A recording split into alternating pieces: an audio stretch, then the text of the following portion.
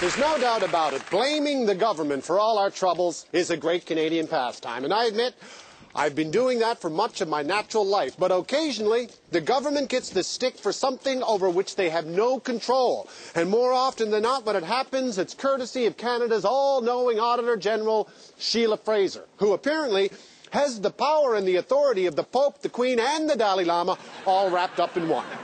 I swear to God, if this woman gets any more powerful, one of these days Canadians are going to wake up, she's going to be standing at the foot of our beds yelling at us because our socks are on the floor.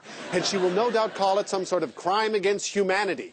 Well, these days, Sheila's upset about the passport office. And why? Well, apparently, they didn't have a plan in place to deal with all the Canadians who suddenly want to travel to the United States but don't have a passport. And I know, it sucks to be stuck in a lineup. I would rather have a spinal tap, but how in God's name is this the government's fault? Because unless you've been living in a tin, we all knew this was happening. Cripes, the Liberals warned us about this 2 years ago. And I'm sorry, if it's 7 o'clock on Christmas Eve and you're stuck at the back of a lineup with 400 guys in a Tickle Me Elmo doll, that's your fault, not Walmart's. And I know it's a tragedy that Dylan and Dougie want to spend March break at the Girls Gone Wild Beach Bash in Daytona Beach, and they just figured out that's not in Ontario today, but that is hardly a national crisis. And other than rounding us all up at gunpoint and forcing us into the passport office, I don't think there's much more the government can do on this. And thankfully, no matter what Sheila Fraser thinks, you cannot legislate against leaving things to the last minute,